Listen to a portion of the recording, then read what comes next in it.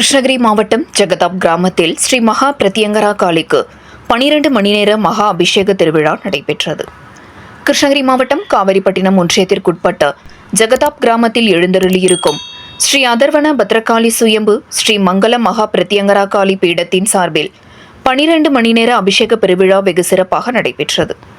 காலை 9 மணி முதல் இரவு 8 மணி வரை நடைபெற்ற இந்த பிரம்மாண்ட மகா அபிஷேக பெருவிழாவில் காவிரிப்பட்டினம், கிருஷ்ணகிரி, தருமபுரி, காரிமங்கலம் உள்ளிட்ட பல்வேறு பகுதியிலிருந்து ஏராளமான பொதுமக்கள் வந்திருந்து சுவாமி தரிசனம் செய்து சென்றனர்.